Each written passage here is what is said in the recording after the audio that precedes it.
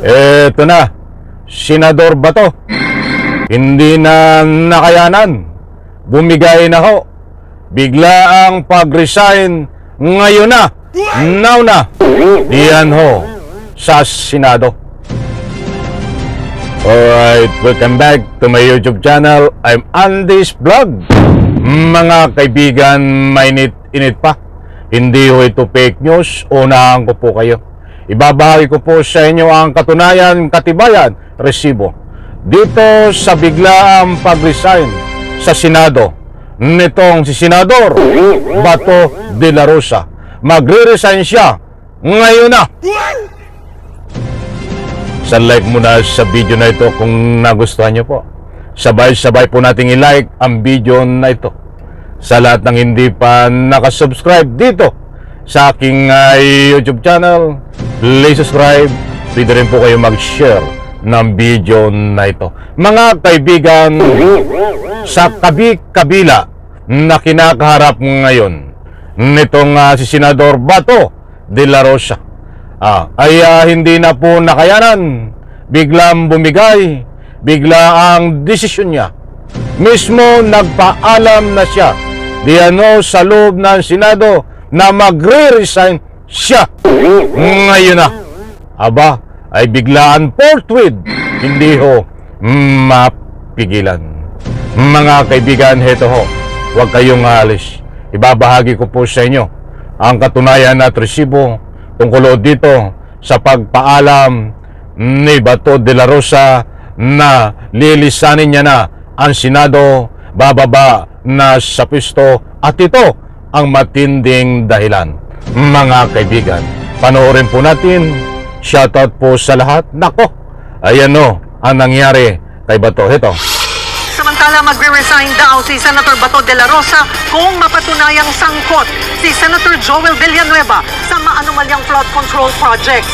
Kwento kasi ni dating Bulacan First. Ayan mga kaibigan, maliwanag po na magre-resign na itong si Bato de la Rosa. Usapang resign ho, nandiyan po ang resibo. Mas matindi pa ho itong susunod na ibabahagi ko sa inyo, mga mahal kong taga-subaybay, dahil dito ang pagpapaalam nitong ni Bato de la Rosa na lilisanin niya na, iiwanan niya na ang Senado dahil dito sa matinding dahilan. Kaya kapag mayroon po kayong pagkakataon, mga mahal kong taga-subaybay, hanggang gitna, kung pwede o hanggang dulo, panoorin nyo po at nang sa ganon, lubos nyo pong maunawaan. Ito po, nako. Bulacan, sa baba. Gusto ko sabihin sa inyo, kung sabihin nyo involved si Senator Villanueva sa flood control, right here, right now, mag-resign ako sa pagkasenador. Kung sabihin mo na humingi siya sa inyo ng flood control, dahil ilang taon ko nang naririnig yan na sinasabi niya na ayaw niya ng flood control, galit na galit siya dahil ang Bulacan nababahan ng flood control. Pero ay putulin ko muna sandali, ipamanhin ang pagputol ko dito sa ika nga po pagpapaalam ni Senador Bato de la Rosa na siya ay magre-resign ngayon na. Mga kaibigan, aba, ay uulitin ko ho, mga mahal kong taga-subaybay, mismong galing sa kanya na magre-resign siya ngayon na. Heto, ulitin ko sandali at para lubos nyo pong maunawaan, mga mahal. Gusto ko sabihin sa inyo, kung sabihin nyo involved si Senator Villanueva sa flood control, right here, right now, mag-resign ako sa pagkasenador.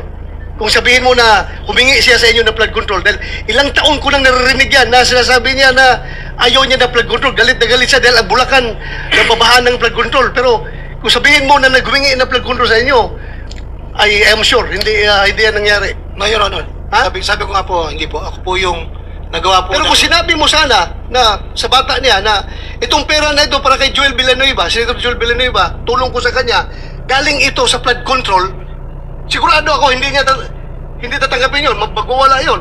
I agree, Your Honor. Talagang sinululukoy mo ba to? Yung sarili mo, ayan po si Attorney Bato de la Rosa na polpol. Talagang inaabogaduhan pa itong si alias Boy Dila, Senador Villanueva, dahil ang sabi nga niya, ang matinding dahilan kaya siya ay nagpapaalam na mag-resign, bababa sa pwesto sa Senado bilang senador ngayon na, now na, ang sabi niya, dahil hindi daw siya naniniwala na itong si alias Boydila na kanyang kaibigan diyan sa sindikato sa loob ng Senado ay hindi daw po involved dito sa flood control project na ika nga po'y at tumanggap siya ng milyong kickback na yan ho ay pinatunayan nitong DPWH si Alcantara na mismo na siya ang naghatid ng napakaraming milyones diyan po sa kanilang lugar para na sa ganon madala ang kickback o suhol o nakaw na pera. Nako, mga kaibigan, mas mabuti pa ipatapusin natin ito, mga mahal kong taga-subaybay. Ito, mas matindi pa ito. Oh. Kaya hindi ko po sinabi. Hindi ko didibisahan yung kasamaan ko, ha? I agree, I just, Your to be honest with you, alam ko yan, galit na galit siya sa flood control si Joel Villanueva. Ilang budget hearing niya dito, siyang pinakamaingay na nag-criticize sa DPWH dahil sa flood control. Pero kung sinabi sana ninyo na yung tulong mo na binigay mo, galing sa flood control, baka sasakalin ka pa noon. I agree, Your Honor. Thank you po. Yun lang, Mr. Chair. Maraming salamat. Ayun mga kaibigan, na tayo ay pinaglululoko nitong mga ito.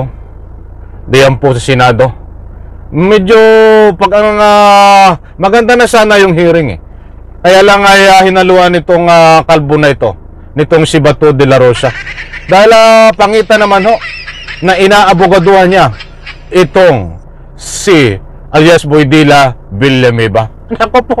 Maniniwala po ba kayo, mga mahal kong taga-subaybay, dito sa sinasabi ni Bato de la Rosa na siya ay magre-resign na ngayon na, now na, kung mapapatunayan na itong si alias Boydila Villanueva ay sangkot sa flood control project? Nako, diyan po sa comment section, inaanyayahan ko po kayong magbigay ng anumang public opinion. Basta't ang masasabi po natin dito, dahil alam nyo na ho ang kalakaran nitong si Bato de la Rosa na yun ay wala akong kapakipakinabang diyan sa loob ng Senado, bagkus yung tama ay babaloktotin. Yan nga si Abogadong Pulpol, mga kaibigan.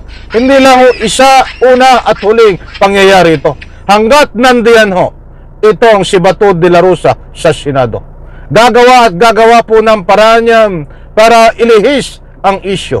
Mga kaibigan, datapwat sa puntong yan, ang layunin ho nitong si Bato de la Rosa na nananakot pa siya at alam po natin sa sinasabi niya na siya ay magre-resign, mga kaibigan, yan ho ay lumantugtugin na. Ay marami ang matutuwa, Bato de la Rosa, kung magre-resign ka na yun na sa iyong sa Senado.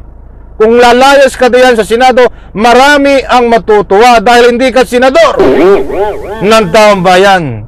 Senador ka ng kalukuhan ayon sa pinapakita at galawan mo diyan sa Senado. Ayaw ko nang isa-isahin dahil baka tayo'y kulangin sa oras dahil sa dami ng kalukuhan na galawan mo na pinapakita mo diyan sa loob ng Senado, Senador Bato de la Rosa. Mga kaibigan, maliwanag naman ho diyan na ayaw daw ni Joel Villanueva sa flood control.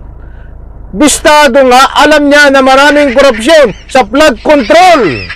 Kaya't nabanggit na ayaw ni Senador Villanueva sa flood control na idaan ang kanyang nanakawin na pera, kaya dinivert sa ibang project para na sa ganon hindi mahalata ba't nagkamali ka, alias Boydila Villanueva. Kahit saan mo itago, i-divert o anumang project ay natuklasan na ikaw ay kasangkot.